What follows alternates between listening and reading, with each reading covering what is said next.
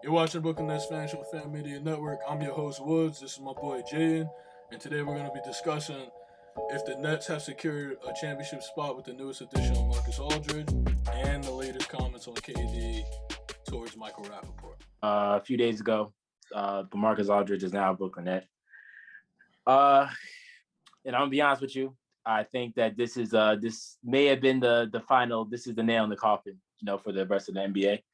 As of this year, it's looking like it with the addition of Blake Griffin as well and LaMarcus Aldridge.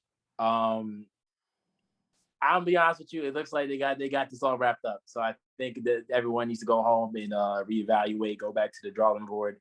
I think this year's wrapped. I think it's done.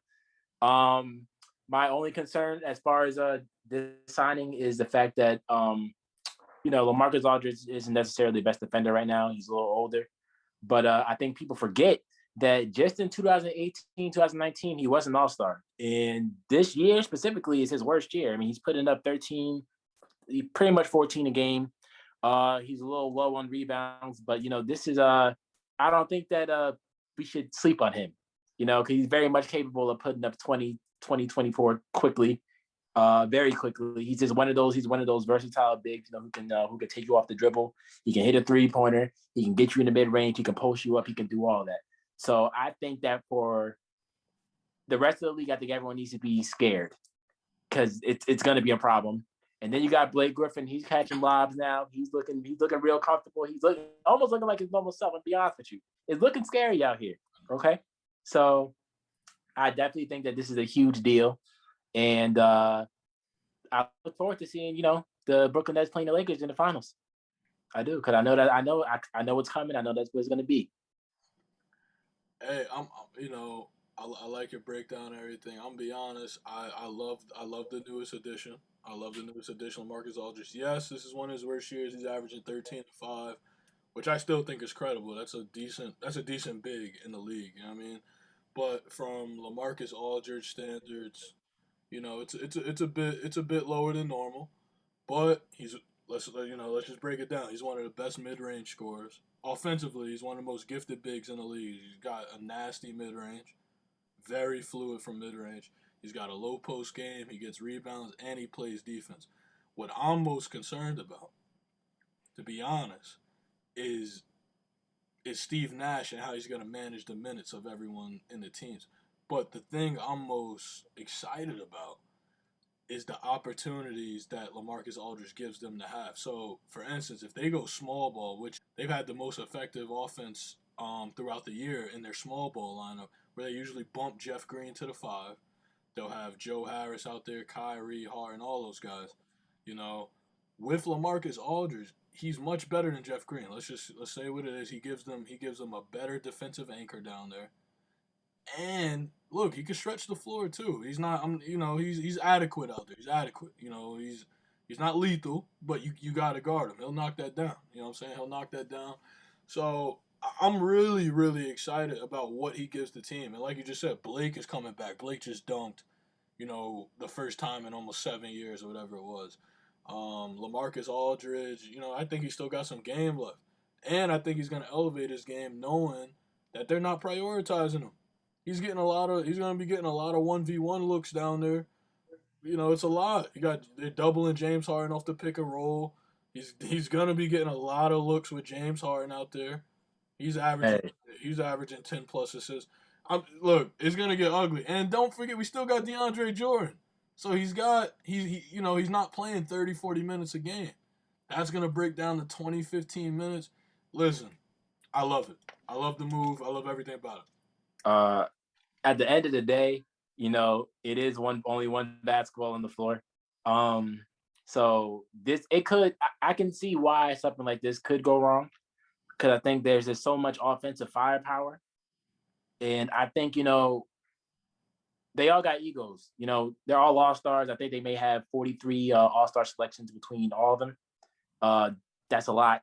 So I think we may see times where maybe one of them gets hot, and they may feel like, hey, I'm the one who needs to have the ball in my hands right now. I think this is my game. And I think that we could see them butt heads in that way. But besides that, I mean, I really can't see how. I can't see how they could lose. If they lose, right, it's definitely gonna be a shocker, very disappointing. Definitely one of the biggest upsets that we'll ever see. If they do not win the championship this year, honestly, if you don't win it this year, then you might as well scrap the whole thing, throw it all away, lock it away, dig it 6 feet under. It's done. I'm with you. I'm with you. When you have 40, that's a lot. 40 plus All-Star appearances on your squad, which means, look, these guys once upon a time in their career were those guys. Clearly, Yes. these are all experienced, seasoned vets. My biggest concern has never been the players. My biggest concern is the rookie coach, Steve Nash. I think he's been managing. I think he's been doing decently well as the year has progressed. But that's my biggest concern. If he can feed everyone the right amount of minutes, and if he can manage all those egos and personalities on the team while also getting the respect as the head coach, that's the only thing. That's my biggest concern.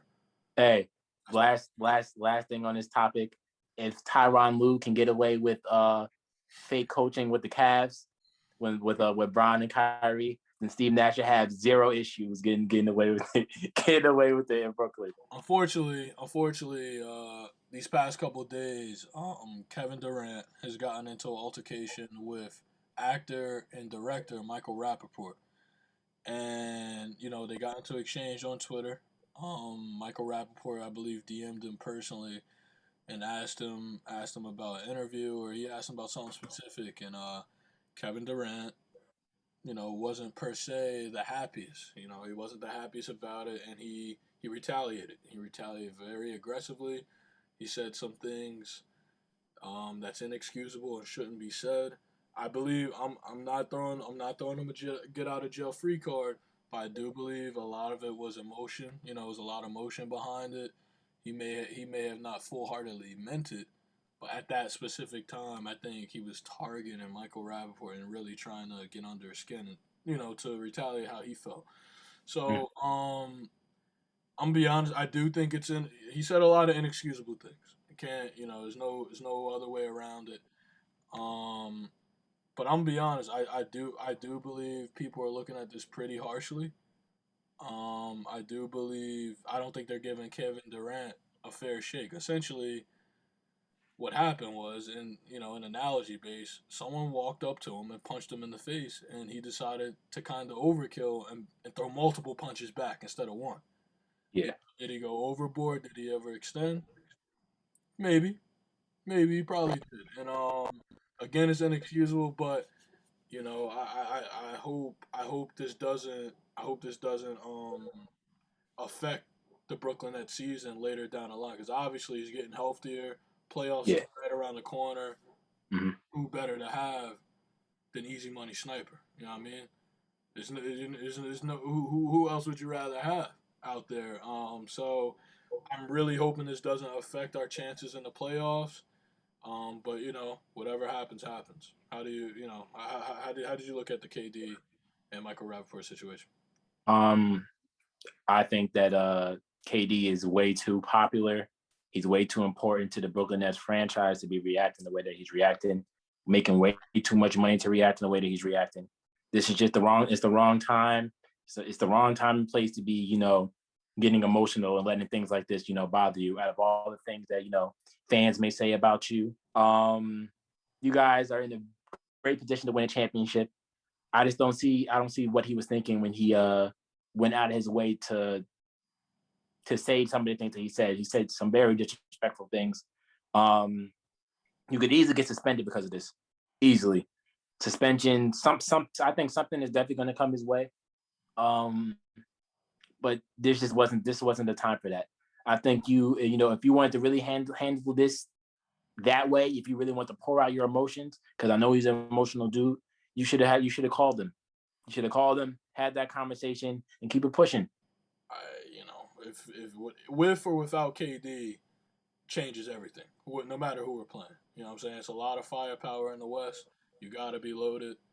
I think KD is necessary for our championship run. So it's time for our LinkedIn Nets fans special. Nets fans, connect with me on LinkedIn, and you'll see our Brooklyn Nets fan show in your feeds. Provide comments or questions for the show, and let us know if you want to appear as a guest or not. Um, And, we'll be looking forward to hear from you guys next week. To host a fan show or appear as a fan on a fan show, simply create a profile on Fan Media's iOS app or website. Select your teams and make a short intro video on your phone. Show hosts, reporters, former players, and superfans can use our Get Verified feature and make an intro video as well, and our mobile newsroom staff will reach out.